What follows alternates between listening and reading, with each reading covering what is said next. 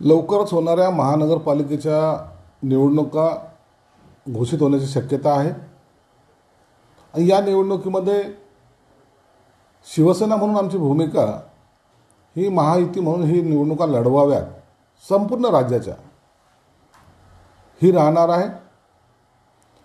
काही ठिकाणी कार्यकर्त्यांचा आग्रह आहे म्हणून जर एखाद्या दोन ठिकाणी जरी आपण युतीमध्ये लढलो नाही तर याचा परिणाम मतदारावर होतो हे आपण अनेक वेळा पाहिलेले अनुभवलेले आहे। संभाजीनगरमध्ये बावनकुळेंनी जे काही वक्तव्य केलं स्थानिक पातळीवर त्याचा निर्णय होईल।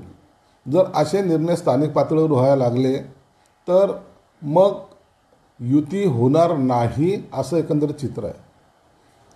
याचा त्यांनी गांभीर्याने विचार केला पाहिजे।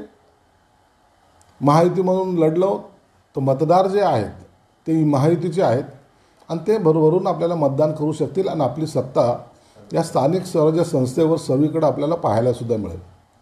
म्हणून वाटतं याचा मी सुद्धा शिंदे साहेबांना या गोष्टी कानावर टाकणार आहे आणि याचा निर्णय सुद्धा आता लवकरात लवकर झाला पाहिजे असा एक मतपुरावा सर्वसामान्य जनतेमध्ये आहे। इंडिया आघाडीत काँग्रेसच्या धोरणांवर टीकेचा सूर निर्माण झालाय। आदित्य ठाकरे राऊतांना हरियाणा निवडणुकीतील किस्सा सांगत असताना केजरीवालांची काँग्रेसवर टीका आहे आणि केजरीवालांसोबतचा हा जो संवाद आहे तो सामनात समोर आलाय। नाही, त्यांची काय टीका करतात ते एकमेकावर त्यांच्याबद्दलचं आता काही अस्तित्व त्यांचे राहिलं नसल्यामुळं ते स्वतः अस्तित्वहीन आहेत। इंडिया आघाडी ही टिकणार नाही हे पहिल्या दिवसापासून आम्ही सांगत आलेलो होतो। दिल्लीच्या निवडणुकीमध्ये केजरीवालाला कुणी सपोर्ट केला? एकानेही सपोर्ट केलेला नाही।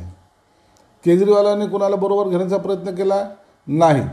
म्हणून या इंडिया आघाडीमध्ये नेतृत्वावरून जे काही भांडण सुरू झाले होतं ते भांडण आता अंताकडे चाललेलं आहे आणि म्हणून आता इंडिया आघाडीचं अस्तित्व राहणार नाहीत। सगळे त्यांचे शकलं पडणार आहेत।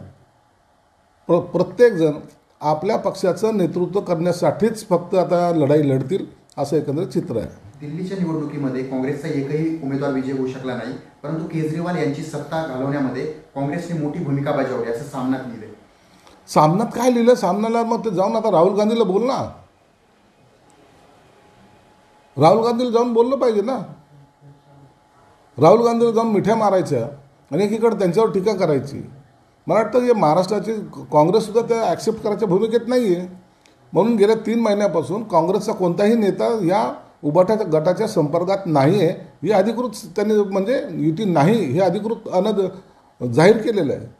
म्हणून आता काँग्रेसवर टीका करतील, शरद पवारवर टीका करतील आणि मग एक दिवस अकेला चलोरच्या भूमिकेत हे लोक असणार आहेत। 2 तास ईडी आणि सीबीआय आमच्याकडे द्या, आम्ही त्या 2 तासांमध्ये अमित शहाला मातोश्रीवर येऊन प्रवेश करायला शिवसेनेत लावू म्हटले संजय राऊत। तुमच्या हातामध्ये बांगलादेश घ्या, तिथं जा, तुमचं जे काही आहे ना कर्तृत्व, काही मूर्खासारखे स्टेटमेंट करायचे। 2 तास ईडी आणि सीबीआय तुमच्या ताब्यात द्या।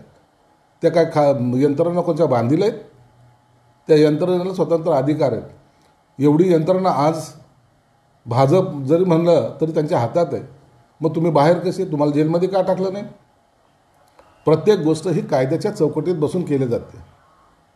नसता तुमच्यासारखे बोंबलणारे लोक कधी आता बाहेर असते का? नसते। तुमच्यावर अनेक केसेस आजही आहेत।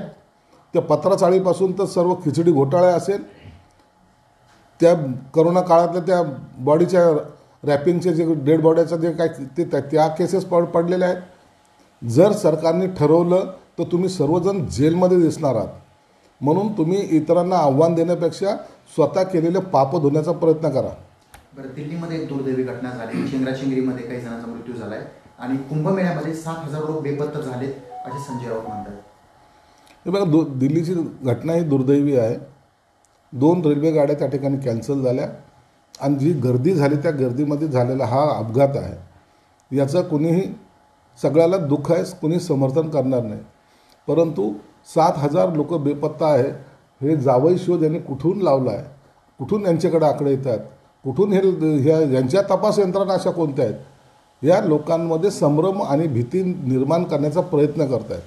म्हणून अशा कोणत्याही घटना झाल्या नाहीत। प्रयागराजकडे जाणाऱ्यांची संख्या आज दिवसेंदिवस आणखीन वाढते 26पर्यंत मला तिथपर्यंत जायचं आहे ही प्रत्येकाची भावना आहे आणि हिंदूंच्याच भावनांना कसा ब्रेक लागेल हे काम उभाटा गट करत आहे. बरं, भास्कर जाधव हे काही एकनाथ शिंदे आहेत का रुसून फुगून गावी जायला आणि आज सत्ता आहे म्हणून ऑपरेशन टायगर सुरू आहे, उद्या यांची सत्ता नसली की यांचं सगळं दुकान बंद होईल, खाली होईल, अशी संजय राऊतांनी तुमची टीका केली. भास्कर जाधव काय आहे, भास्कर जाधव जाणतात चांगल्या प्रकारे आणि भास्कर जाधवांना तुमची भूमिका आवडत नाही हे त्यांनी वारंवार सांगितलेलं आहे. तो रांगडा माणूस आहे, शिंदे साहेबाच्या स्वभावाला मॅच असणारा माणूस आहे. तुम्ही कितीही त्याच्यात आरती ओवाळायचा प्रयत्न केला तर भास्कर जाधव तुमच्याकडे आता राहणार नाही असं एकंदर चित्र तयार झालेलं आहे. वेळेची फक्त वाट पाहतोय तो माणूस, तो तुमच्याबरोबर राहणार नाही. तुम्ही कितीही त्याची तारीफ करून भास्कर जाधव साहेब म्हणून जरी काही केलं तरी भास्कर जाधव आता त्यांच्याबरोबर राहणार नाही हे जवळपास निश्चित झालेलं आहे. ऑपरेशन टायगर्स थांबणार नाही असे तुमचे काही नेते सांगतायत. आगामी महापालिका निवडणुकीमध्ये हे राबवलं जाऊ शकतं का आणि याचा कशा प्रकारे फायदा होईल तुम्हाला? अहो, महानगरपालिकेचं काय आलं, आता मुंबईमध्ये जवळपास 35 नगरसेवक आलेले आहेत. 35 नगरसेवकांनी प्रवेश घेतला आहे. माझ्या संभाजीनगरमध्ये जवळपास 20-22 नगरसेवकांनी प्रवेश घेतला आहे. 6 महापौरांनी प्रवेश घेतलेला आहे. उभाटा गट राहिला आहे कुठं? म्हणून उभाटा गटाची आता आम्हाला चिंता राहिलेली नाही. आम्ही आमच्या मजबूतीने हे सर्व आता राजकारण करणार आहोत आणि येणारी सत्ता मुंबई महानगरपालिका सहित महाराष्ट्रातल्या महानगरपालिका कशा काबीज करायचा हा आमचा प्रयत्न राहणार आहे. डॅमेज कंट्रोल करण्यासाठी कोकणातील त्या ठिकाणी ठाकरे गटाचे नेते जात आहेत तिकडे. डॅमेज कंट्रोल करायसाठी कोण कुठं जात आहे हे पाहण्यापेक्षा पक्ष कुठं चालला याच्याकडे लक्ष द्या. पक्षाची तुमची असलेली वाताहत थांबवण्यासाठी काही करा. बडबड करून पक्ष वाढत नसतो हे त्यांना कधी कळेल हे देव जाणे. परंतु नाचना नाही आता कहते अंगण तेडा ही अशी यांची भूमिका राहिलेली. महायुतीमध्ये काही कोल्ड वार सुरू आहे का आपल्याकडे काही? नाही, काय कोल्ड वार नाही. आम्ही डायरेक्ट वार करणारे लोक आहेत. कोल्ड वार कसं काय होऊ शकतो? लाडक्या बहिणींच्या उत्पादनासंदर्भात उत्पन्नासंदर्भात तपास करण्यासाठी प्राप्तिकर विभागाची मदत घेणार आणि लाभार्थी महिलांचे उत्पन्न किंवा कागदपत्रे जमीन यांची तपासणी होणार असं काय आहे का? नाही, असं काही नाही आहे. अनेक लाडक्या बहिणींनी त्यांचं उत्पन्नाची मर्यादा वाढलेली आहे ही त्यांच्या लक्षात आलेली असल्यामुळं त्यांनी स्वतःहूनच अर्ज मागं घेण्याची प्रक्रिया केलेली आहे. आम्ही कुणावरही दबाव किंवा त्यांची चौकशी करत नाही. वैद्यकीय मदतीसाठी मुख्यमंत्री उपमुख्यमंत्री यांच्यात स्पर्धा लागली का? कारण कक्ष सुरू करतायत आरोग्य कक्ष. हे बघा, शिंदे साहेबाचं एक तत्व आहे, पहिल्यापासून आताच नाही, फार मंत्री असतानापासून त्यांनी त्यांची एक भूमिका ठेवली होती आरोग्याविषयी आणि त्या भूमिकेशी ते एकरूप होऊन काम करतात. तुम्ही पाहिलं असेल, मंत्री असतानासुद्धा अनेक ठिकाणी ॲम्ब्युलन्स देण्याचं काम असेल आणि सत्तेमध्ये असताना माननीय बाळासाहेब ठाकरे आपला दवाखाना काढण्याचं काम असेल, मुख्यमंत्री सहाय्यता निधीतून सर्वांना मदत करण्याचं काम असेल, हे त्यांनी स्वतः त्याला प्रायोरिटी म्हणून घेतलेलं आहे. म्हणून त्यांना असं वाटतं की या कामामध्ये मी माझा थोडा वेळ जास्त द्यावा म्हणून त्यांनी ते निर्माण केलेला कक्ष आहे. त्याचा राजकारणाशी एकमेकाला चेकमेट देण्याचा कोणताही स्वभाव पण नाही आणि ते तसं करतही नाही.